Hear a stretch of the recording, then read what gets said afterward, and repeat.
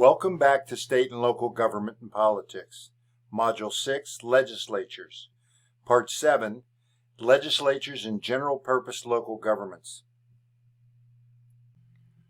General Purpose Local Governments, which include county governments, municipal governments, and town and township governments, provide a wide range of services that affect the day-to-day lives of citizens.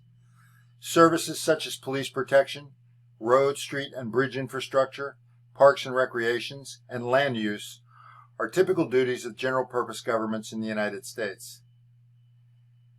County commissions. Counties function primarily as the administrative appendage of a state, and thus they implement many state laws and policies, such as carrying out elections at the local level. The central legislative body in a county government is commonly a board of commissioners or supervisors. Typically, a county commission meets in regular session monthly or bi-monthly, and its legislative responsibilities encompass the enactment of county ordinances and the development and approval of the county budget, and in some states, the setting of certain tax rates.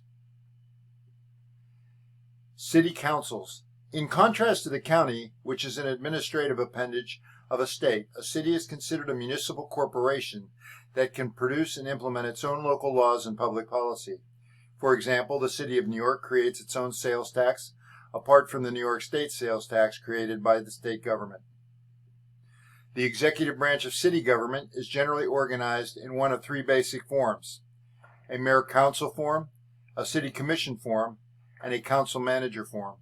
However the executive authority of the municipality might be organized, the legislative body provided for in each of these three basic forms is typically called a city council, and that legislative body exercises the power to make public policy.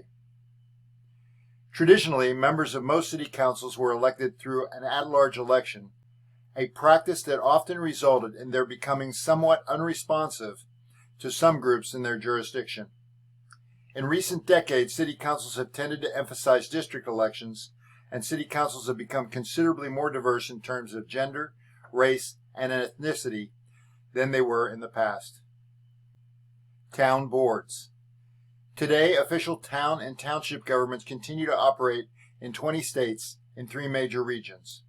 See Table 6.10 in the text. In terms of the legislative process, many of these towns have a tradition of direct democracy through a town meeting wherein residents elect town officials, enact ordinances, and adopt a budget. Typically, all available voters are invited to provide input, offer amendments, and vote on township business. These types of local government legislatures are often found in smaller jurisdictions. The adapted city. Over time, cities with council-manager systems tend to adopt features of mayor-council systems to increase their political responsiveness, and that cities with the mayor-council systems tend to adopt features of the council-manager systems to improve their management and productivity capabilities. These developments have led to a third form of municipal governance called the adapted city. This is a characteristic of institutional sustainability, the ability of cities to reform their governmental structures to promote economic and administrative efficiency and to increase political responsiveness and civil society. Independent cities in Virginia. In the Commonwealth of Virginia, all municipalities incorporated as cities have been independent cities, also called free cities, since 1871, when a revised state constitution took effect following the American Civil War and the creation of West Virginia. Virginia's 38 independent cities are not politically part of a county, even though geographically they may be surrounded by one. An independent city in Virginia may serve as the county seat of an adjacent county, even though the city is not part of that county. Most of Virginia's cities use the council-manager form of government and have an elected city council as the governing body. Council members may be elected by districts, often called wards, or at large. The mayor may be elected by the voters or by the city council. The mayor's principal responsibility is presiding over council meetings and representing the city in various ways. The mayor does not have any responsibility for administering the affairs of the city.